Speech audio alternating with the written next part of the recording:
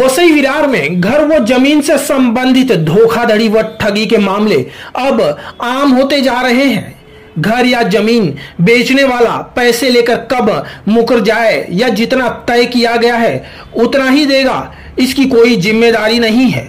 वहीं घर या जमीन बेचने वाले बड़े आसानी से स्टंप पेपर पर कितने बाय कितने की जमीन या घर देना है वो भी उसमें अंकित करवाते हैं और इसके बावजूद मुकर जाते हैं। और तो और यह प्रॉपर्टी चाहे लाख की हो या करोड़ों की, जेरोक्स की दुकानों में बिकने वाले 100 रुपए के स्टंप पेपर पर प्रॉपर्टी बेचने व खरीदने के कागजात बनाए जाते हैं।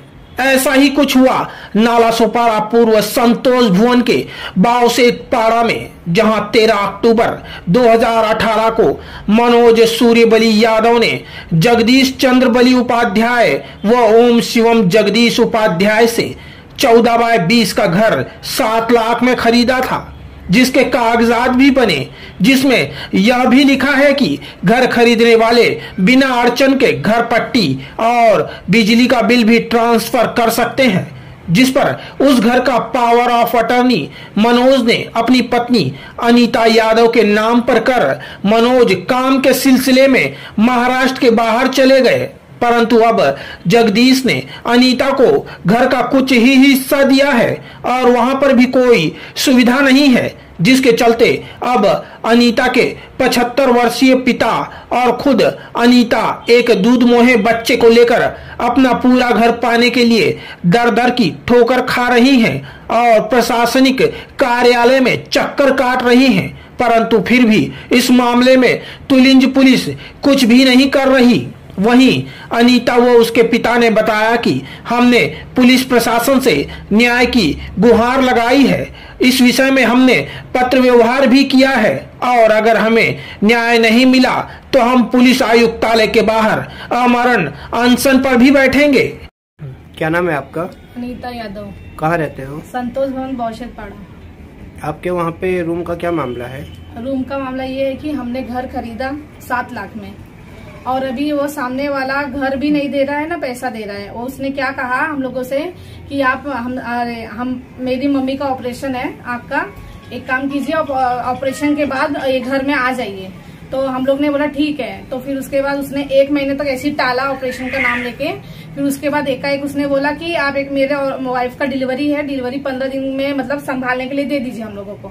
तो हम लोग ने संभालने के लिए 15 दिन भी दिया। उसके बाद हम लोग ने जब मांगा अपना घर तो उन्होंने कहा कि घर नहीं दूंगा, मेरी भैया और भाभी उसमें से नहीं निकल रहे घर में से, तो अभी पैसा दूंगा आप लोगों को। तो हम ऐसे बात करते गई, चलते गई। तो उसने क्या बोला, मैं आपको भाड़ा दूंगा, घर का भाड़ा दूंगा, जब तक रूम आपके मतलब मैं नहीं कर रहा हूँ आपके नाम पे तब तक मैं भाड़ा दूंगा उसका।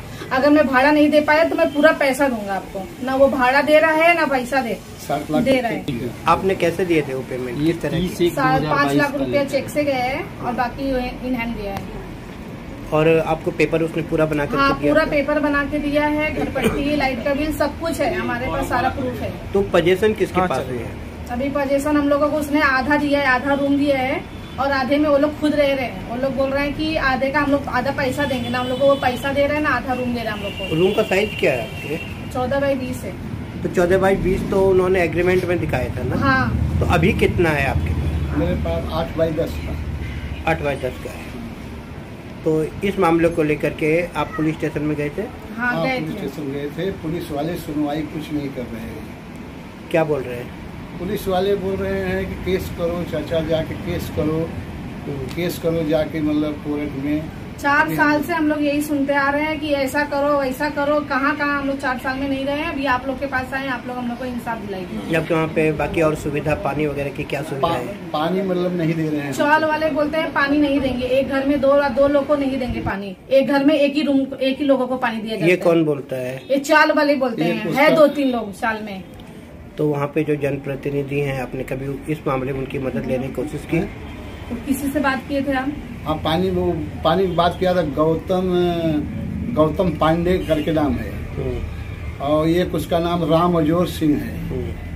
और एक यादव है, उनका नाम पंचम यादव, वो लोग से मतलब बात किया, वो लोग बोल रहे हैं हम लोग पानी नहीं देंगे भाई, मतलब एक घर में 2 घर किया है, तुमने उससे झगड़ा करके पानी हाँ, दो, जिससे तुमने रूम लिया है उसी से पानी मांगो, हम पानी नहीं देंगे, लोग पानी नहीं देंगे।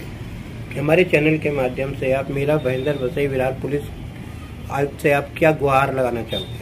क्या मैं यही गुहार लगाना चाहती हूँ कि मुझे इंसाफ मिलना चाहिए, और नहीं तो मैं कमिश्नर ऑफिस के सामने अनशन करूंगी, क्योंकि बहुत हो चुका है। 4 साल से मेरे पापा, और ये मेरे पापा हैं और ये मैं हूँ, ये मेरे पीछे बहुत 4 साल से दौड़ रहे हैं, इसीलिए मैं चाहती हूँ कि मुझे इंसाफ मिले।